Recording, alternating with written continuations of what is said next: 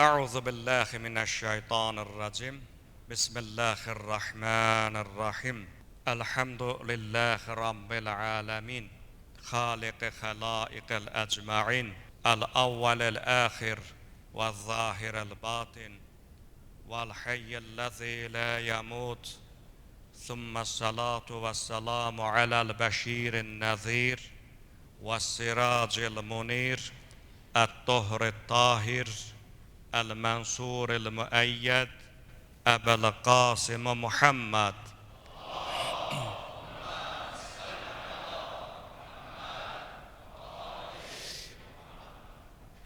وعلى أهل بيته الطيبين الطاهرين المعصومين المنتجبين فلعنة الله على أعدائهم ومنكر فضائلهم أجمعين من الآن إلى قيام يوم الدين أما بعد قال الحكيم في كتابه محكم الكريم بسم الله الرحمن الرحيم وإن تعدوا نعمة الله لا تحصوها صدق الله العلي العظيم وقال الإمام جعفر الصادق عليه السلام في قوله اغفر لي ولوالدي ولمن دخل بيتي مؤمنا إنما هي يعني الولاية من دخل فيها دخل بيت الأنبياء وأيضا قال الإمام عليه السلام بني الدين على الخمس على خمسة على الصلاة والزكاة والصوم والحج والولاية ولم يناد بشيء كما نودي بالولاية فأخذ الناس بأربع وتركوا هذه الولاية صدق الإمam aleyhisselam. Əziz və hörmətli möminlər, bugünkü məhərrəmlik söhbətimizin mövzusu bir ayəyə həsr ediləcəkdir. Nəhl surəsinin 18-ci ayəsində alimlərimizin, xüsusi ilə də Əhl-i Beyt imamlarının bu ayə üzərindən dedikləri hədislər, onların təhlili və digər ayələrlə müqayisəli izahı haqqında olacaqdır. İndicə diqqətinizə çatdırdığım ayədə uca Rəbbimiz buyurur ki, əgər Allahın nemətini saymaq istəsəniz, onu heç vaxt sayıb bitirə bilməzsiniz. Mövzumuz burada olan nemət sözü üzərində olacaqdır. Görək, ayədəki nemət sözünün mənası nədir? Əhl-i Beyt imamları buradakı nemət sözünü necə təfsir ediblər? Bu çox önəmli bir məsələdir. Ardınca İmam Cəfər Sadiq əleyhissalamdan iki mübarək hədisi sizin hüzurunuza ərz etdik. O hədislərin birincisində İmam əleyhissalam Nuh surəsinin 28-ci ayəsinin təfsirini verərkən buyurubdur. İmam buyurur ki, Nuh surəsinin 28-ci ayəsində ey Rəbbim, məni bağışla, valideynimi bağışla və mənim evimə mömin olaraq daxil olanları bağışla. Nuhun duasıdır bu. İmam bu ayəni oxuduqdan sonra ardınca belə bir ifadə buyurur. Həqiqət budur və bundan başqa deyildir. İnnəma həsirdir burada. O beytdə məqsəd vilayətdir. Hər kəs Əhl-i Beytin vilayətinə daxil olsa, hər kəs Əhl-i Beytin imamətini, rəhbərliyini qəbul etsə, Allahın məğfirətinə daxil olmuş olar. İmam əleyhissalam Həzrət Nuhun bu ayədə ki qeyd edildi, beyt sözü ki işlədib, o Nuh əleyhissalam elə daşdan, divardan olan ev mənasında deməyibdir o sözünü. Mənim evimə kim mömin olaraq daxil olsa onu bağışla. Nuhun məqsədi o daş divardan ibarət olan ev deyil, əslində Nuhun məqsədi mənim nübüvvət və imamətimi qəbul eləyənlər mənasındadır. Nuh əleyhissalam bildiyiniz kimi ulul əzm peyğəmbərlərdən biridir. İmam əleyhissalam da bu ayədəki beyt sözünü həm də peyğəmbərin əhl-i beytinin vilayəti, imaməti mənasında təfsir etmişdir. Digər oxuduğum bir hədisdə isə İmam əleyhissalam buyurdu ki, dini İslam 5 şey üzərində qurulubdur. Necə ki bu tavan məsələn bir neçə sütun üzərində qurulduğu kimi, İmam bütövlükdə İslamın 5 sütundan ibarət olduğunu mübarək hədislərinin birində belə buyurdu. Namazın, zəkatın, orucun, həccin və əhl-i beytin vilayəti üzərində qurulubdur İslam. İnsanları vilayətə çağırılan qədər heç bir şeyə çağırılan görmədik. Yəni bu 5 şey üzərində ki İslam qurulubdur, ən çox çağırıldılar əhl-i beytin imaməti və vilayətinə. Fəəxəzən nəsu biərbəin, amma insanlar o 4 şeyi əldə etdilər, vilayəti isə, əhl-i beytin imamətini isə tərk etdilər. Yəqin ki, ayə və qeyd etdiyim hədislərin təhlilindən aydın oldu ki, bugünkü söhbətimizin mövzusu həmi dünənki söhbətin davamı olacaq, əhl-i beytin imaməti məsələsi və həm də qeyd etdiyim kimi həmən o Nəhl surəsinin 18-ci ayəsi.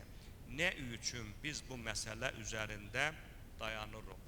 Birincisi ona görə ki, görək Qur'an-ı Kərimdə nemət hansı mənada işlədilib. İkincisi ona görə ki, əhl-i beytin imamət və vilayəti nə anlama gəlir, nə üçün əhl-i beytin imamət və vilayətini biz qəbul etməliyik və ya etmişik. Üçüncüsü isə biz bilirik ki, əhl-i beytin düşmənlərinin müharibəsi, əhl-i beytə qarşı olan mövqeyi heç də əhl-i beytin fiziki, yəni bədəninə, fiziki aləminə görə deyil, məhz onların sahib olduqları vilayət və imamət məqamına qarşı müharibə idi. İmam Cəfər-i Sadiq əleyhissalamdan sual olundu ki, ey Peyğəmbər oğlu, və yəsəlunəkə, Qur'an-ı Kərimdəki ayə var, nemətlər haqqında sual soruşulacaqdır. Bu ayənin mənası nədir? İmam buyurdu ki, başqaları bu haqda nə deyir? Sual verən şəxs dedi ki, başqalarının təhlili budur ki, Allah bizə nə ki veribdir, nemət olaraq, yemək, içmək, qida məhsulları və s. Bunların hamısından sorğu-sual eləyəcək.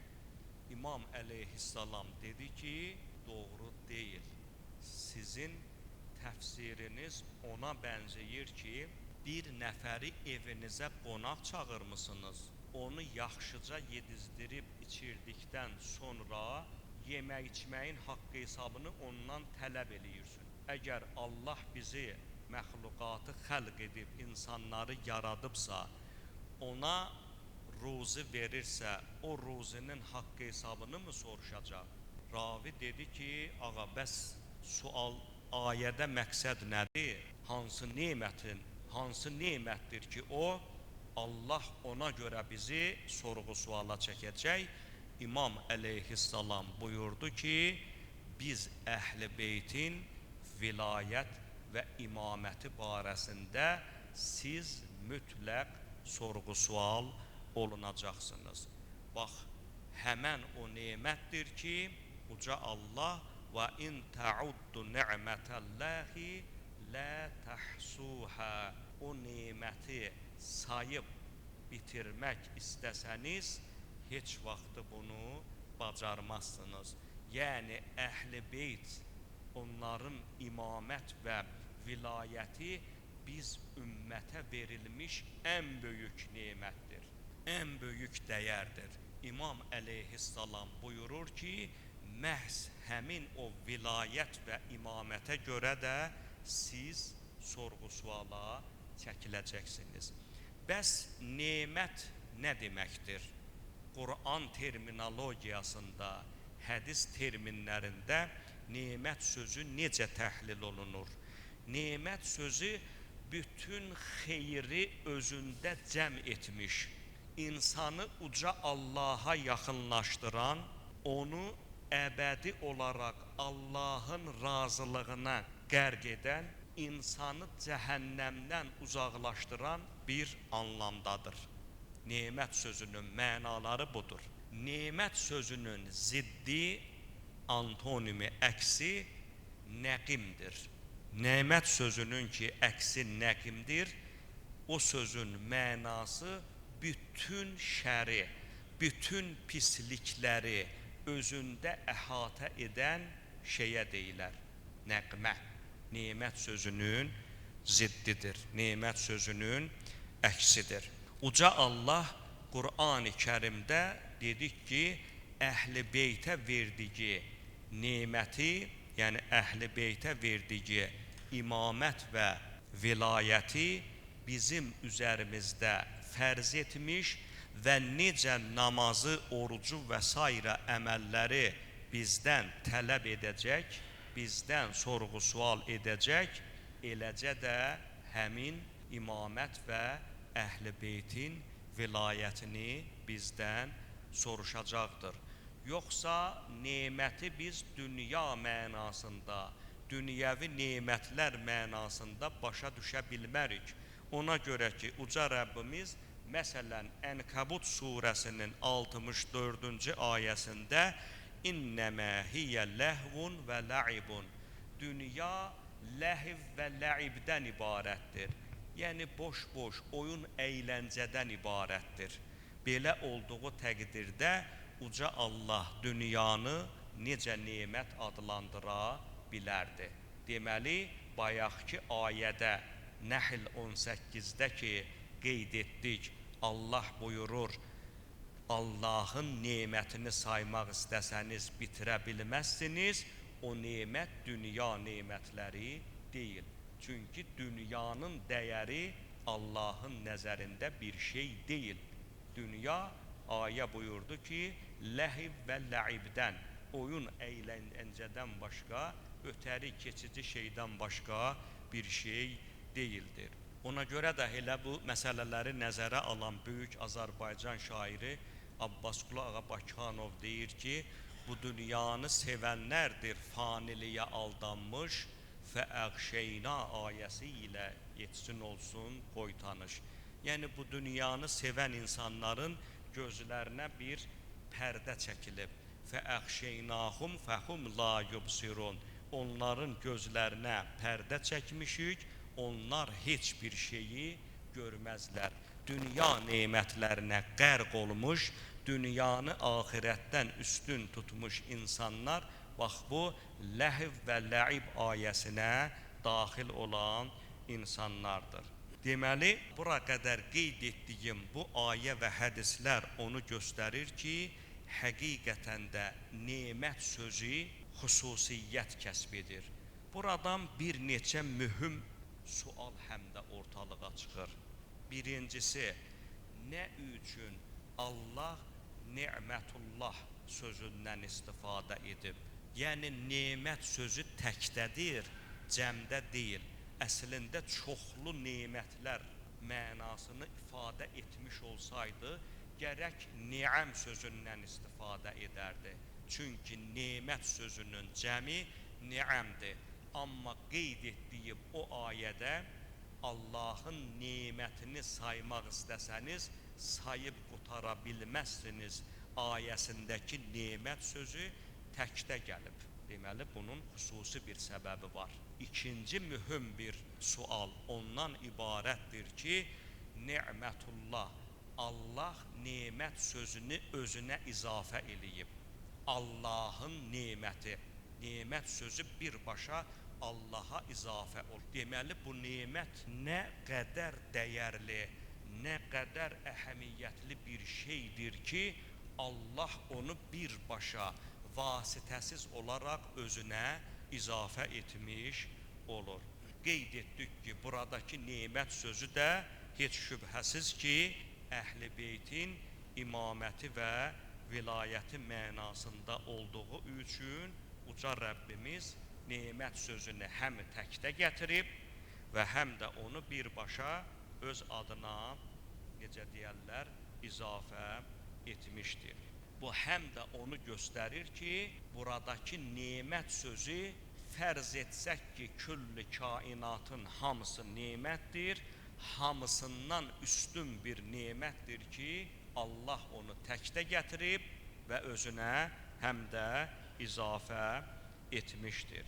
Biz Qur'ana baxdıqda da görürük ki, başqa ayələrdə də uca Rəbbimiz Əhl-i Beytin vilayətini nemət mənasında işlədib. Məsələn, Maidə surəsinin 3-cü ayəsində Əl-yəvmə əkməltu ləkum dinəkum. Bugün sizin dininizi kamilləşdirdim, təkmilləşdirdim və ətməmtu aleykum ni'məti və sizə olan nemətimi tamamladım. Biz bilirik ki, bu ayə Qədir-Xum ayəsi kimi də tanınır, vilayət ayəsi kimi də tanınır. İmam Əlinin vilayətini, imamətini vacib edən ayədir. Peyğəmbər salavatullaha nazil oldu ki, Əlinin imamət və vilayət məsələsini xalqa, ümmətə çatdır. Bu ayə gördünüz ki, İmam Əlinin vilayət və imamətini Allah öz neməti kimi təqdim etdi. Ni'məti və ətməmtu aleykum ni'məti. Sizə olan nemətimi, yəni Əli, övladı Əlinin imamət və vilayətini tamamladım. Deməli, bu ayə bir daha sübut edir ki, Qur'andakı nemət sözü Əhl-i Beytin, imamlarımızın imamət və vilayət məsələsidir. Və bu ayənin özündə də yenə də Allah birbaşa ni'məti dedi, mənim nemətim. Yəni Əhl-i Beytin imamət və vilayəti şəxsən mənim nemətimdir. Bu mənada alimlərimiz bunu təfsir ediblər. Biz həmçinin hədis və təfsir mənbələrinə baxsaq, görərik ki, burada qeyd etdiyimiz bütün bu məsələlərin hamısı orada öz əksini tapıbdır. İndi madam ki, Allah Əhl-i Beytin imamət və vilayətini nemət adlandırdı, onu bizə bir nemət olaraq təqdim etdi, indi o nemətin də müqabilində bizdən şükür səna istəyir. Yəni, Əhl-i Beytin imamət və vilayətini bir nemət olaraq sizə təqdim etmişəm. Niyə? Qeyd etdik əvvəldə ki, o vilayət, o imamət bizi doğru yola istiqamətləndirir, bizi Allahın razılığına bürüyür, bizi cəhənnəmdən uzaqlaşdırıb, bizi cənnətə tərəf götürür. Madam ki, belə bir nemətə sahib olmuşuq, madam ki, belə bir neməti uca Rəbbimiz bizə təqdim edibdir, görün əvəzində nə buyurur? Nəhl surəsinin 114-cü ayəsində Uşkuru ni'mətəlləhi in kuntum iyyəhu ta'budun. Şərt buyur, əgər siz həqiqətən də ixlasla Allah'a ibadət eləyənsünüzsə, Allahın nemətinə şükr edin. Bu ayəni təfsir edən təfsirşünaslarımız yenə də nemət sözünü Əhl-i Beytin imamət və vilayəti mənasında təfsir ediblər. Deməli, Əhl-i Beytin imamət və vilayətinə görə biz uca Rəbbimizə şükür sənalar etməliyik. Həm də buradan o anlaşılır ki, Əhl-i Beytə qarşı çıxmaq, onlarla düşmənçilik etmək nemətə qarşı nankorçuluqdur. Uca Allah Qur'an-ı Kərim İbrahim surəsi 28-29-cu ayələrdə buyurur: Ələm tərə iləl-ləzīnə bəddəlu ni'mətəllahi kufran. Bəyəm görmədinmi Allahın nemətini küfrə dəyişənləri? Dedik, nemət, imamət və vilayət mənasındadır. İndi əgər sən buradakı neməti, dünyavi mallar, dünya mənasında götürsən, ayəyə heç tərcümə vermək belə olmaz. Deməli, buradakı nemət sözü Allahın təyin etdiyi imamət və vilayət məsələsidir ki, Allah deyir, o neməti küfrə dəyişənləri, ardınca buyurur ki, وَأَحَلُّوا قَوْمَهُمْ دَارَ الْبَوَارِ. Həmçinin öz qövmünü həlak yerinə, həlak evinə götürənləri görmədinmi?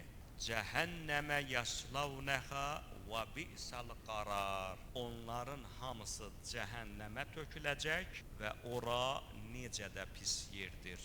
Deməli, Əhl-i Beytə qarşı düşmənçilik, uca Allah buyurur ki, neməti küfrə qarşı dəyişməkdir, küfrlə əvəz etməkdir. Əhl-i Beytə qarşı çıxanlar necə də öz dəstələrini cəhənnəmə tərəf sürükləmiş olurlar və o cəhənnəm də Qur'an buyurur ki, necə də pis, necə də ağırlı, əzablı bir yerdir. Həqiqətən də cəhənnəmə də kimlər gedər? Ən bədbəxt insanlar. Deməli, Əhl-i Beytə qarşı çıxanları Qur'an-ı Kərim ən bədbəxt insan adlandırır. Lə yəsləhə illəl-əşqa. Qur'an buyurur ki, cəhənnəmə ancaq və ancaq bədbəxt olan insanlar daxil olacaqlar. Qeyd etdiyimiz bu ayələr həm də onu sübut edir ki, buradakı nemət yenə də birbaşa Əhl-i Beytə verilmiş imamət və vilayət nemətidir. Ayədə istifadə edilmiş, yəni Allahın buyurduğu təbəddəlu ni'mətəllahi kufrən, Allahın nemətini küfrə dəyişdilər ibarəsi haqqında, yəni oradakı bədəl, dəyişiklik sözü haqqında alimlər iki fikir irəli sürüblər. Biri budur ki, ayədə məqsəd bu ola bilər ki, təbdilul vilayə bil kufur, yəni Əhl-i Beytin imamət və vilayətini küfrə dəyişiblər. İkinci məna bu ola bilər ki, təbdilul vilayə bi qeyriha və yaxud da Əhl-i Beytin imamət və vilayətini başqalarına dəyişiblər. Yəni, bunları buraxıb başqalarını götürmüş olublar. Yəni, başqalarının vilayətini, başqalarının imamətini qəbul etmiş olublar. Biz eyni zamanda hədis mənbələrinə baxdıqda da görürük ki, həqiqətən də qeyd etdiyimiz bu və ya digər ayələrin təhlili hədislərdə daha geniş şəkildə, daha tutarlı və detallı şəkildə açıqlanıb, izah edilmişdir. Hədis Əsbəğ İbn-i Nübatədəndir. Biharul Ənvar əsərində Əllamə-i Məclisi nəql edir. Əsbəğ deyir ki, İmam Əli əleyhissalam belə buyurdu: Mə bəlu əqvamin qəyyəru sünnətə Rəsulullah. Cəmaata nə olub ki, Allahın Rəsulunun sünnəsini, yəni qoyduğu qaydanı, qanunu, yolu dəyişiblər. Başqa şeylə əvəz eləyiblər. Və adalu an vasiyyihi və Peyğəmbərin vəsisinin yolundan, vəsisindən üz döndəriblər. Lə yətəğaffafuna ən yənzilə bihimul əzab. Bəyəm onlar qorxmurlar ki, onlara əzab nazil olar. Thumma tələ həzihil əyə. İmam əleyhissalam bu sözləri dedikdən sonra ardınca bayaq dediyim ayəni oxudu. Mən vaxta görə ayəni daha oxumuram.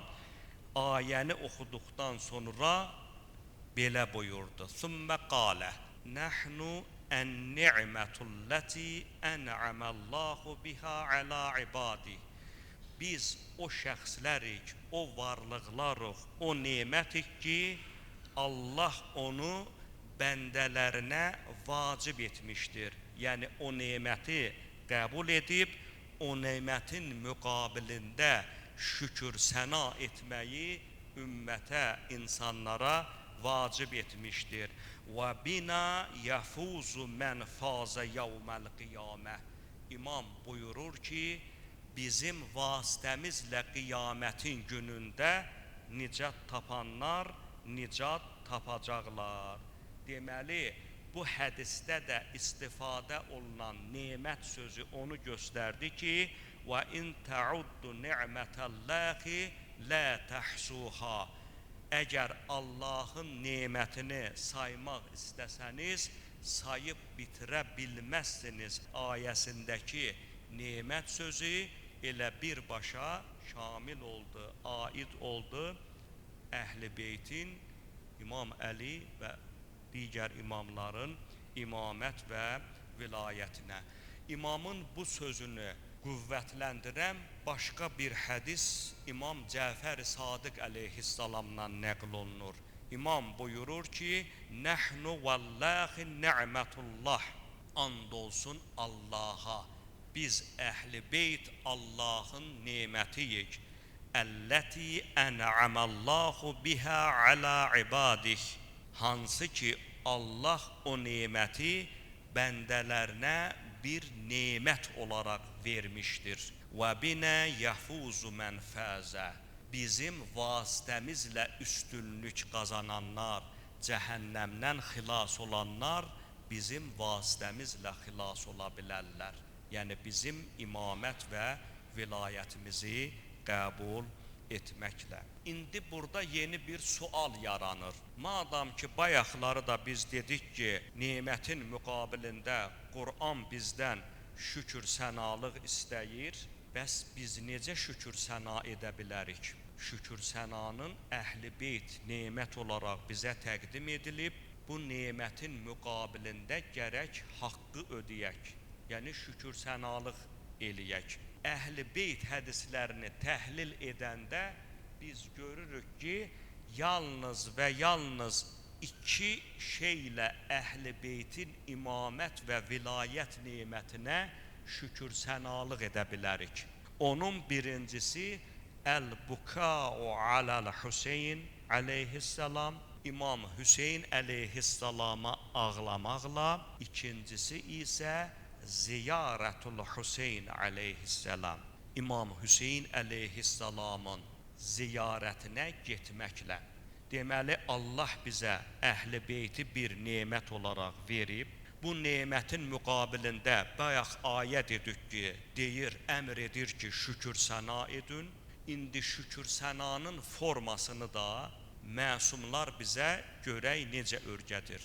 Məsumların da hədislərini təhlil etdikdə gördük ki, deyir ki, madam ki siz istəyirsiniz bu nemətin müqabilində şükür səna edəsiniz, iki şey riayət edin, biz sizdən razı qalarıq. Biri dedi İmam Hüseyn əleyhissalama ağlamaq, ikincisi isə İmam Hüseyn əleyhissalamın ziyarətinə getmək. Uzun bir hədis nəql olunur.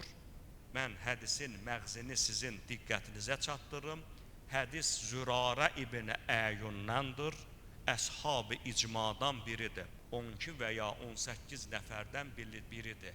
Əhl-i beytin bütün marifi fiqhdə, kəlamda, təfsirdə bu şəxslərin üzərindədir. Onlardan da biri Zürarə ibn Əyundur. Uzun bir hədisi İmam Cəfər-i Sadiq əleyhissalamdan nəql edir. İmam əleyhissalam buyurur ki, Seyyid-ü Şühəda əleyhissalam elə ki qətlə yetirildi, yerlər, göylər ağladı. Bu qətildən sonra bizim xanımlarımız heç vaxt daranmadılar, sürmə çəkmədilər və s. və ilaxır çoxlu şeylər hamısını sadalayır. İmam Hüseyn əleyhissalama ağlamağın, onun ziyarətinin savablarını sadaladıqdan sonra hədisin ortasında bir cümlə var. İstəyirəm diqqətimizi o cümləyə yönləndirək. İmam buyurur ki, وَمَا مِنْ بَاكٍ يَبْكِيهِ إِلَّا وَقَدْ وَسَلَ فَاطِمَةَ وَأَسْعَدَهَا عَلَيْهِ. İmam buyurur ki, sizdən elə bir ağlayan şəxs yoxdur ki, İmam Hüseyn əleyhissalama ağlaya, onun ağlamağı xanım Zəhraya çatmaya. Ardınca görün nə buyurur ha, bu ifadə xüsusiyyət kəsb edir. Buyurur ki, və əs'ədəhə, yəni xanımı çox şad eləmiş olursunuz. Siz İmam Hüseyn əleyhissalama ağlamaqla əs'ədə səid sözündəndir, çox xoşbəxt eləmiş olursunuz. Həzrət ardınca buyurur ki, və vəsələ Rəsulillah, sizin ağlamağınız sonra Allahın Rəsuluna çatır. Və əddə haqqana, siz belə eləsəniz, bizim haqqımızı ödəmiş olursunuz. Deməli, şükrün müqabilində, daha doğrusu nemətin müqabilində istəyiriksə ki, şükür səna edək Rəbbimizə, İmam Hüseyn əleyhissalama ağlayaq və İmam Hüseyn əleyhissalamı daim ziyarət edək. Deməli, bu hədis özündə bir neçə mühüm nöqtəni əks edib. Doğrudur, hədis çox uzun olduğuna görə mən onun məzmununu qeyd etdim. İmamın hədisində 20-yə yaxın xüsusi nöqtə var. Vaxtın məhdudiyyətinə görə oxumadım. Birincisi bu idi ki, yerlər və göylər İmam Hüseyn əleyhissalama ağlayıblar. İkincisi mühüm nöqtə bundan ibarət idi ki, mələklər İmam Hüseyn əleyhissalama ağlayıblar. Üçüncüsü, İmam buyurdu ki, elə ki şəhadət baş verdi, cəhənnəm təlatümə gəlmişdi. Əgər onun önü alınmasaydı Allah tərəfindən, yer üzərində olanları belə özünə çəkərdi. Deməli, İmam Hüseyn əleyhissalamın şəhadəti bütün məxluqat aləmində təlatümlə, hüzünlə qarşılaşmış bir hadisədir. Kiməsə qəribə gəlməsin cəhənnəmin təlatümə gəlməyi, yerlərin, göylərin ağlamağı Qur'anda da var. Allah ayədə buyurur, həl imtələtə qalət, həl min məzid. Cəhənnəmə deyər, qiyamətin günündə dolduğun, cəhənnəm Allaha cavab verər. Yenə varmı? Ayədir bu. Digər mühüm bir məsələ, İmam Hüseyn əleyhissalama tökülən göz yaşlarının savabı vardır. Çünki bu göz yaşları bizim hansı cəbhədə dayandığımızı əyani şəkildə bəyan eləyir. Mühüm bir nöqtə, bizim tökdüyümüz göz yaşının xanım Fatimə-i Zəhra salamullahi aleyhaya bir təskinlik olmasıdır. Peyğəmbər salavatullaha bir təskinlik olmasıdır. Ona görə də İmam Hüseyn əleyhissalamın məclislərinin təşkili Əhl-i Beyt məktəbində xüsusiyyət kəsb etməkdədir. İmamın ziyarəti haqqında olan hədislərin sayı hesabı yoxdur. Təbərrük üçün bir hədisə də diqqət edək. İmam Sadiq əleyhissalam buyurur ki, İzə kənə yavmu ərəfə, elə ki ərəfə günü oldu, nəzərəllahu təala ilə zuvvari qəbrəl Hüseyn. Uca Rəbbimiz İmam Hüseyn əleyhissalamın zəvvarlarına nəzər edər. Fəqalə, Allah birbaşa zəvvarlara müraciət edər, xitab edər. İrci'u məğfuran lakum mə məza və la yuktab ala ahadin zənbun səb'inə yevmən min yevmin yansərif. Öz evlərinizə, öz vətəninizə günahlarınızın bağışlandığını görərək gedin. Yəni günahlarınız bağışlanmış halda öz evinizə dönün. 70 gün sizə heç bir günah yazılmaz. İmam Hüseyn əleyhissalamın ziyarətinin savabı da budur. Amma bunun da şərtləri var. O ziyarət adabına riayət etməyimiz, ziyarətdən gəldikdən sonra özümüzü necə aparmağımız xüsusi olaraq bir şərt kimi irəli sürülür. Deməli, İmam əleyhissalamın ziyarəti və İmam Hüseyn əleyhissalama ağlamağımız onu göstərir ki, həqiqətən də Əhl-i Beytin nemətlərinə şükür sənalığımızın əsasında məhz ona ağlamağımız və onun ziyarətini, necə deyərlər, gedib ziyarət etməyimizdir. Bütün bunların hamısı onu göstərir ki, əziz möminlər, Əhl-i Beytin vilayəti, Əhl-i Beytin imaməti bizim üçün bir böyük nemətdir. Əhl-i Beytin vilayəti Allahın əhdidir, ona əməl etməyimiz vacibdir. Əhl-i Beytin vilayət və imamətinə qarşı çıxmaq nankorluqdur. Qiyamət günü bəndənin üzü qara olar. Əhl-i Beytin vilayət və imamətinə qarşı çıxmaq öz başınalıqdır. Çünki rəhbər onlar təyin ediliblər. Həmçinin Əhl-i Beytin vilayət və imamətinə qarşı çıxmaq əməllərimizin puç olmasına səbəb olan amillərdən biridir. Uca Allahı and verək öz izzəti cəlalına xatir bizi Əhl-i Beytin imamət və vilayətindən məhrum etməsin.